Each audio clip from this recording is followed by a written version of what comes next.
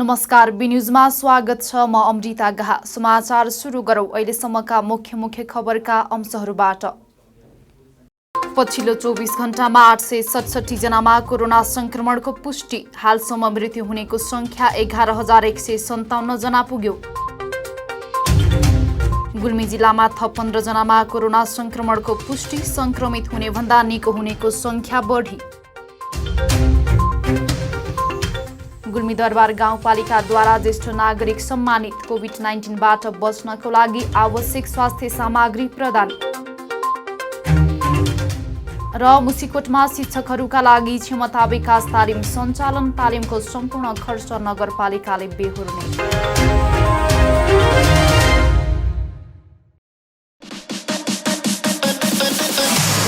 तमघासमा तपाईहरूले पारिवारिक वातावरणमा स्वादिष्ट ताजा नास्ताका परिकारको साथमा रमाउने ठाउँ खोजिरहनु भएको छ? यदि त्यसो हो भने आउनुहोस् तमघासको पुतली बजारमा रहेको द स्टार फ्यामिली रेस्टुरेन्टमा, जहाँ तपाईले पाउनुहुनेछ मोमो आइटममा chicken momo, mutton momo, paneer momo, steam momo, jhol momo, fry momo, chilli momo. Chow mein आइटममा veg chow mein, mushroom chow mein, chicken chow mein, अन्डा chow mein, paneer chow mein, mutton chow mein, mix chow mein. मासु आइटममा चिकन फ्राई, चिकन तास, chicken chilli, lollipop, leg piece, सादीको मासु। मटन आइटममा भुटुवा, तास, हेकुला र सादीको मासु पाइन्छ। साथै चिसो तातोको साथमा चिया, कफी, लस्सी अनि फिङ्गर चिप्स, ससेज आइटम पाइनुका साथै तपाईको अर्डर अनुसार हरेक प्रकारका नास्ताको परिकार तयार गरिन्छ। बर्थडे पार्टी, मिटिङको लागि डिलक्स रुमको पनि व्यवस्था छ। साथै हामी कहाँ हुक्का आइटमहरू पनि पाइन्छ। सम्पर्क the star family restaurant, Resunga नगरपालिका 1 Putali Bazar, Tamghas, Gulmi. Proprietor Ramprasad Pandey. Mobile number 984171 05766 र 9869832309। एक पटक सेवा गर्ने मौका अवश्य दिनुहोस्।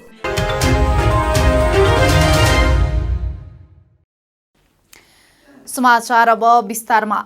मुलुकभर पछिल्लो 24 घण्टामा थप 867 जनामा कोरोना भाइरस संक्रमणको पुष्टि भएको छ। स्वास्थ्य तथा जनसङ्ख्या मन्त्रालयका अनुसार पछिल्लो 24 घण्टामा 8,219 जनाको आरटीपीसीआर र एन्टिजेन विधिबाट परीक्षण गर्दा 867 जनामा कोरोना संक्रमण पुष्टि भएको हो। मन्त्रालयका अनुसार 5,598 जनाको आरटीपीसीआर विधिबाट परीक्षण गर्दा 659 जना र 2,621 जनाको एन्टिजेन विधिबाट परीक्षण गर्दा 208 जनामा कोरोना संक्रमण पुष्टि भएको हो। यो सँगै नेपालमा कोरोना भाइरस संक्रमितको कुल संख्या 8,88,447 जना पुगे। कोरोना भाइरस कोभिड-19 को संक्रमणबाट पछिल्लो 24 घण्टामा देशभर 1,123 जना निको भएर घर फर्किएका छन्। यो सँगै नेपालमा कोरोना संक्रमण मुक्त हुनेहरूको कुल संख्या 7,67,819 जना पुगेको छ। पछिल्लो 24 घण्टामा देशभर 8,219 जनाको परीक्षण हुँदा हालसम्म कुल 48,04,804 जनाको पीसीआर एन्टिजेन परीक्षण भएको छ। यसैगरी पछिल्लो सोही अवधिमा थप 9 जना संक्रमितको ज्यान गएको छ। हालसम्म नेपालमा कोरोनाकै कारण ज्यान गुमाउनेको संख्या 11,157 जना पुगेको छ। गुल्मी जिल्लामा पछिल्लो 24 घण्टामा थप 15 जनामा कोरोना संक्रमणको पुष्टि भएको छ। एन्टिजेन परीक्षणका क्रममा 15 जनामा कोरोना भाइरसको संक्रमण पुष्टि भएको स्वास्थ्य कार्यालय गुल्मीले जनाएको छ। संक्रमण पुष्टि हुनेमा जिल्लाको रुरु क्षेत्र गाउँपालिकामा 8 जना, गुल्मी दरबार गाउँपालिकामा 4 जना, दुर्कोट गाउँपालिकामा 2 जना र मदाने गाउँपालिकामा 1 जना गरी 15 जनामा कोरोना संक्रमण पुष्टि भएको हो। पछिल्लो सोही अवधिमा 28 जना निको भएर डिस्चार्ज भएका छन्। जिल्लामा सक्रिय संक्रमित 366 जना रहेको स्वास्थ्य कार्यालय गुल्मीले जनाएको छ। जिल्लामा दोस्रो लहर सुरु भएपछि कोरोना भाइरस संक्रमणका कारण 97 जनाले ज्यान गुमाएका छन्। गुल्मी दरबार गाउँपालिकाले ज्येष्ठ नागरिकहरूलाई सम्मान गरेको छ। ज्येष्ठ नागरिकलाई तातो पानी पिउनको लागि थर्मस र कोभिड-19बाट बच्नको लागि आवश्यक स्वास्थ्य सामग्री प्रदान गरी सम्मान गरिएको गाउँपालिकाले जनाएको छ।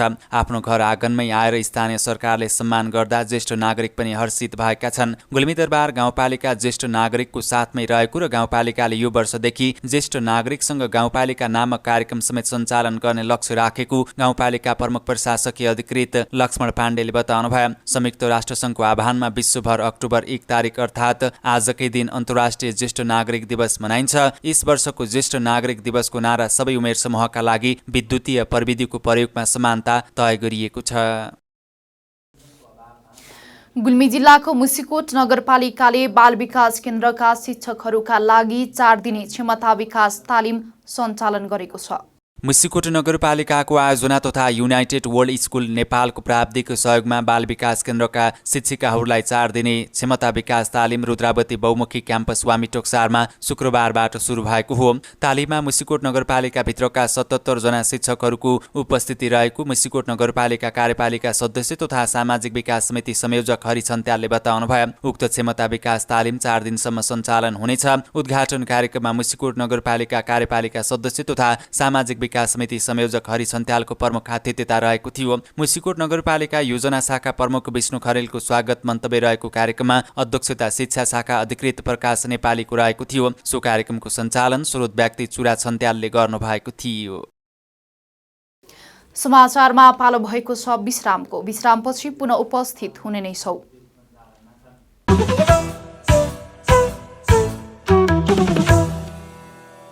शुभ विजयादशमी तथा दीपावली 2078 को पावन अवसरमा हाम्रा सम्पूर्ण ग्राहक महानुभाव, शुभचिन्तक, आफन्तजन, स्वदेश तथा विदेशमा रहनुहुने सम्पूर्ण नेपाली जनहरूमा सुख, शान्ति, समृद्धि र उत्तरोत्तर प्रगतिको हार्दिक मङ्गलमय शुभकामना व्यक्त गर्दछौँ। Sagarmatha auto and recondition, Tamghas Pulchowk, Gulmi.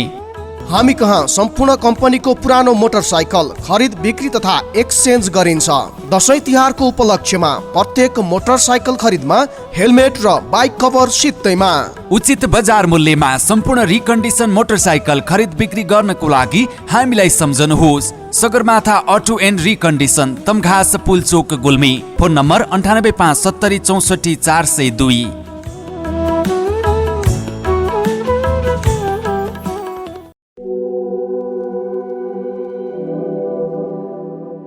यो मोबाइल पनि कामै नलाग्ने भयो नि। फाल्दिउँ जस्तो रिस उठ्छ, के गर्नु? यसैले भए काम चलाउनु पर्यो। अब भिडियो कल गर्न त हराओ। एकचोटि यही मोबाइलबाट भए पनि विदेशमा भएको दाइलाई फोन गरेर मोबाइल पठाइदिनु भन्नु पर्यो।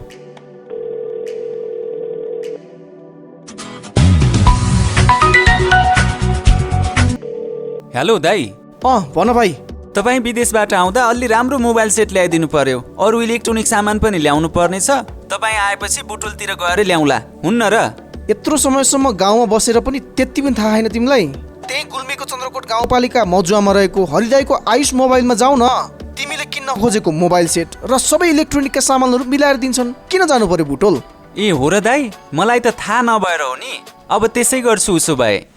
हजुर, तपाईहरूको सुविधालाई मध्यनजर गरी गुल्मी जिल्लाको चन्द्रकोट गाउँपालिका 8 मजुवा बजारमा रहेको आयुष मोबाइलका सेवाहरू iPhone, Samsung, Vivo, Oppo, Infinix, Realme, MI, Lava, OnePlus लगायत ब्रान्डका नयाँ मोडलका मोबाइल सेटहरू सुपथ मूल्यमा पाइन्छ। विदेशबाट ल्याएका फोन अनलक गरिन्छ। यहाँ मोबाइलका charger, battery, earphone cover, power bank पनि पाइन्छ।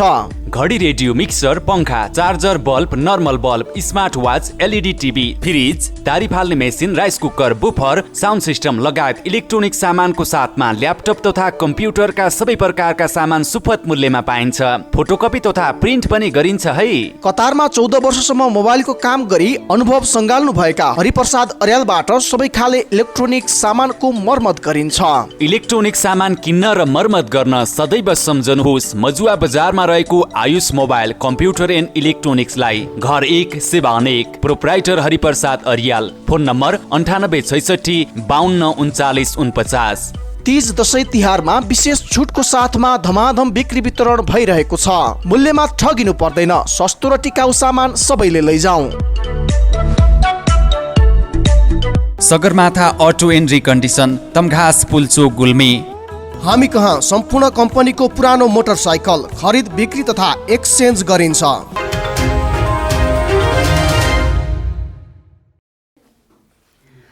कोभिड महामारीको दोस्रो लहरका बेला अक्सिजनको अभावमा दाङमा धेरैले ज्यान गुमाए। दाङमा रहेको एकमात्र अक्सिजन उद्योगको उत्पादनले थेग्न नसकेपछि बाहिरी जिल्लाबाट आउने अक्सिजन कति बेला आइपुग्छ भन्दै घडी हेरेर बस्नु बाहेक चिकित्सकहरूसँग कुनै विकल्प थिएन।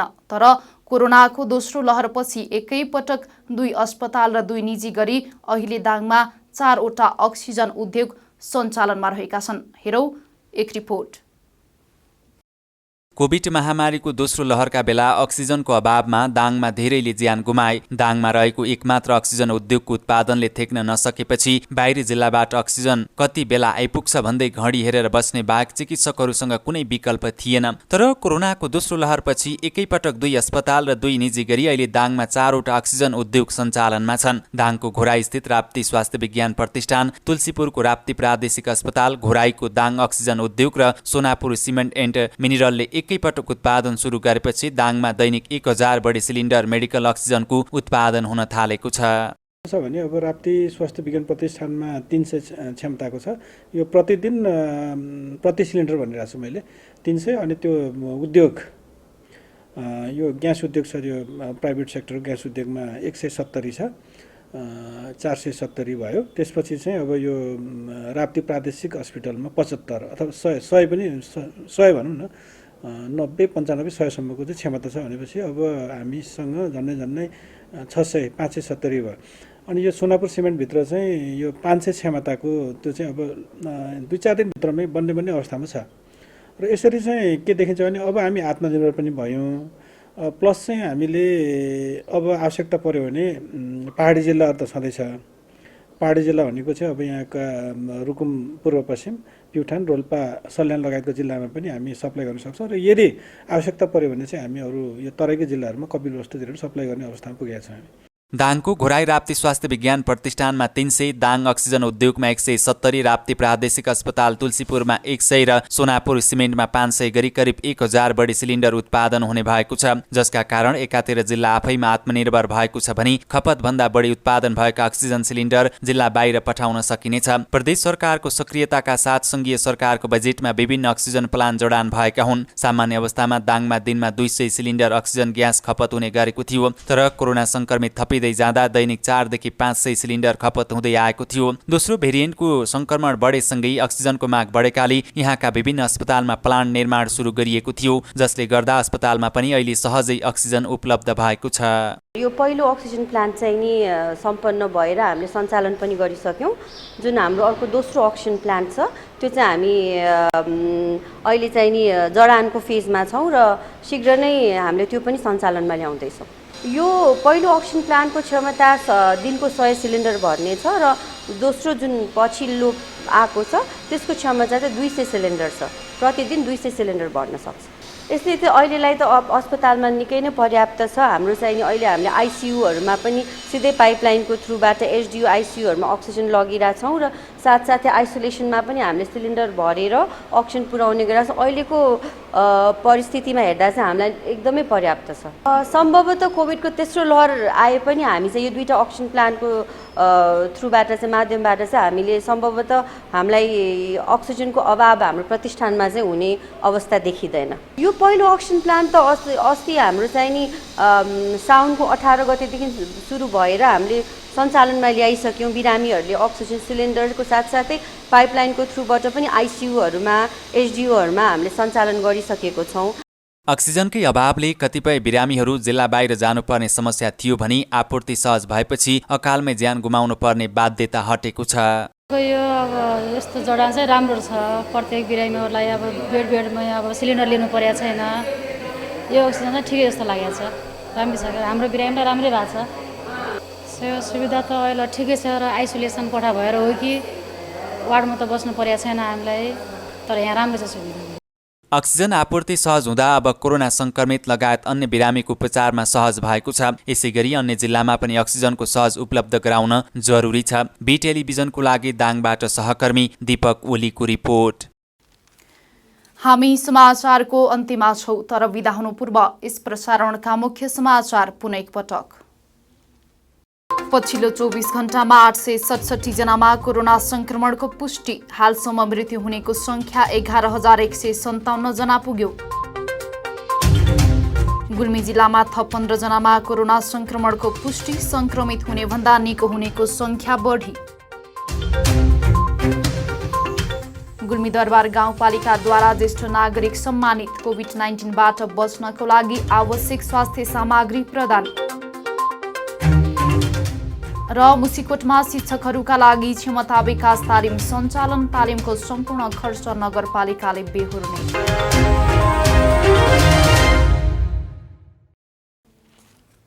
अहिलेलाई बिन्युज यति नै। अर्को समाचारमा पुनः उपस्थित हुने नै छौँ। अहिलेलाई भने बिदा दिनुहोस्। हेर्दै गर्नुहोला BTV HD। हवस् त, नमस्ते।